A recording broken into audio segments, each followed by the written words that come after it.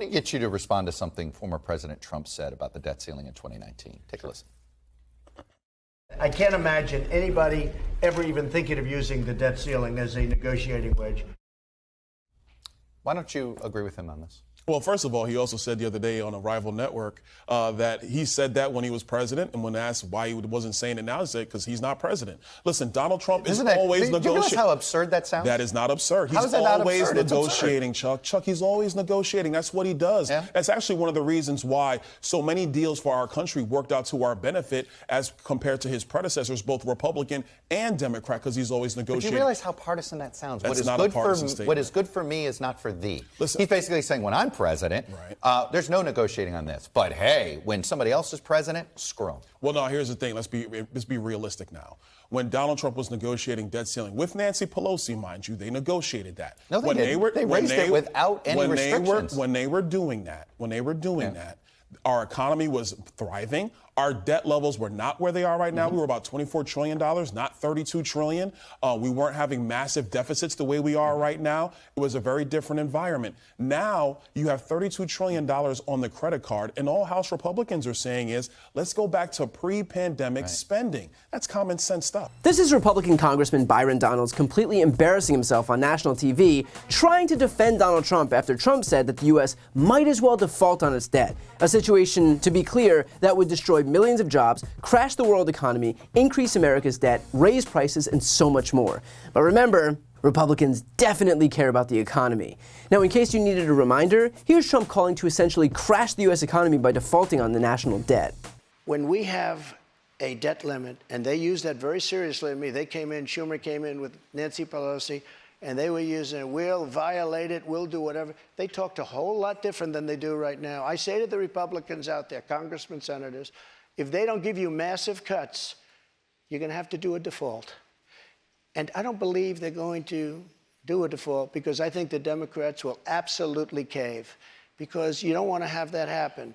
But it's better than what we're doing right now because we're spending money like drunken sailors. So just to be clear, Mr. President, you think the U.S. should default if the White House does not agree to the spending cuts Republicans are demanding? You might as well do it now because you'll do it later. Because we have to save this country. Our country is dying. Our country is being destroyed by stupid people, by very stupid people. You once said that using the debt ceiling as a negotiating wedge just could not happen. You said that when you were in the Oval Office. That's when I was president. So why is it different now that you're out of office? Because now I'm not president.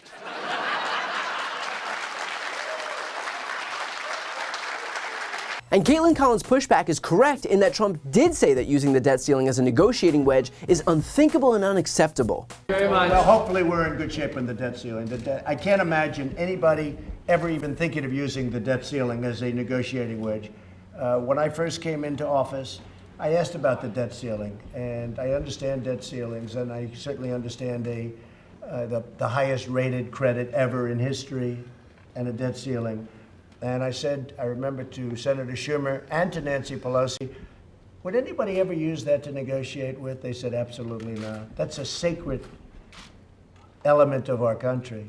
They can't use the debt ceiling to negotiate. What Trump was saying at the CNN town hall and what Byron Donalds is pathetically echoing is that somehow Trump can have different standards for using the debt ceiling as a negotiating tool depending on whether or not he's president, which is a slightly more elaborate way of saying that he is an unapologetic hypocrite.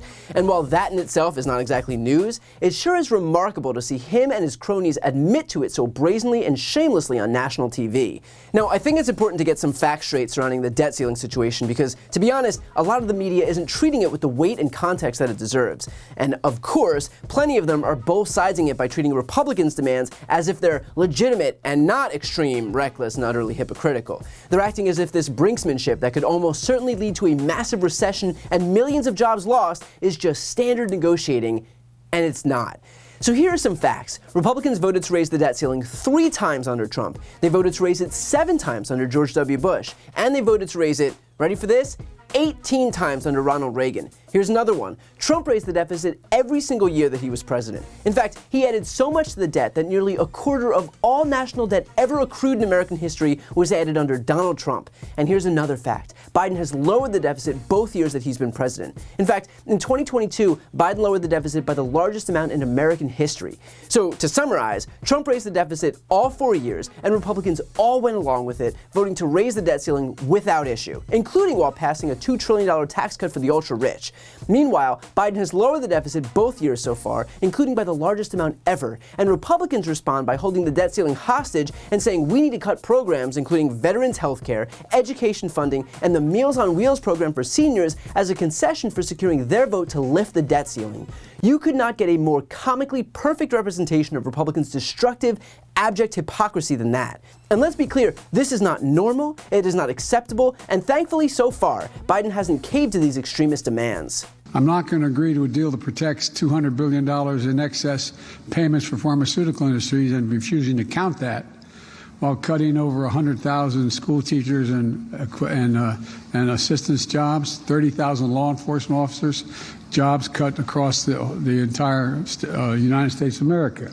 In fact, Biden has rightfully said that he may even try to bypass Republicans altogether by invoking the 14th Amendment of the Constitution, which states, quote, "The validity of the public debt of the United States authorized by law, including debts incurred for payment of pensions and bounties for services in suppressing insurrection or rebellion, shall not be questioned." And just as an aside, it's pretty perfect that the amendment emphasizes suppressing insurrection as a reason for debts to be unquestioned when we are dealing with a Republican Party that is completely dominated by insurrectionists who are fighting to destroy the country that they claim to love so much. In general, the Constitution is pretty antiquated, but that part seems shockingly prescient. I asked Democratic Congressman Daniel Goldman about the Republicans' motivations in our recent interview, and this is what he had to say. Well, I think there's only one resolution that should occur. There's only one responsible resolution, which is to lift the debt limit in a clean way. If they want to talk about budget and reducing spending, let's do that through ordinary course of budget and appropriations negotiations, which happens later on this year. The debt limit is something entirely different from the budget. The debt limit is just simply whether we pay our bills from legislation and spending that we have already agreed to, 25% of which was agreed to during Donald Trump's presidency, when the Republicans had no problem lifting the debt limit 3 times. So what instead they're trying to do is extort the Democrats and the American people to try to extract concessions because they believe that Democrats are the more responsible party and are more likely to make sure that the full faith and credit of the United States is not impacted by this brinksmanship and extortion. And so they're essentially just relying on their own bad faith and knowing that the Democrats are good faith actors and care a lot more about these issues that matter to the American people and are more responsible, are the adults in the room, and they're trying to extract concessions. And that is completely out of bounds. It's completely inappropriate. And it is a total abuse of their power and authority in order to do that. And let's be clear, the reason Kevin McCarthy is willing to go this far with his hostage-taking form of negotiations is because he is being ordered to by Trump. He is a speaker in name only, and he's wholly owned by the extreme MAGA wing of his party. He can't afford to be reasonable and engage in good faith discussions, even if he wanted to, because then Marjorie Taylor Greene and Jim Jordan and Matt Gaetz and Donald Trump would crucify him if he did. The GOP isn't a party that's actually interested in governing, they are interested in destroying, also that they can then turn around and blame Biden in the hopes that they can retake the White House and enact their extreme agenda of taking away people's rights and giving tax handouts to the ultra-wealthy and big corporations. All of which is to say, Democrats cannot cave to this behavior, because if they do, it'll only embolden those extremists even further. Before you go, if you enjoyed this video and want to see more, please make sure to subscribe to my channel. You can click the thumbnail right here on this screen. And if you want to support my work even further, the best way is to subscribe to my podcast, No Lie with Brian Tyler Cohen. There you can check out my interviews with major players in the world of politics, including President Biden, Vice President Kamala Harris, Pete Buttigieg, Elizabeth Warren, Katie Porter, Jamie Raskin, and so many more. Plus other interviews that live exclusively on the podcast. That link is also right here on this screen, or just search No Lie with Brian Tyler Cohen wherever you listen to podcasts.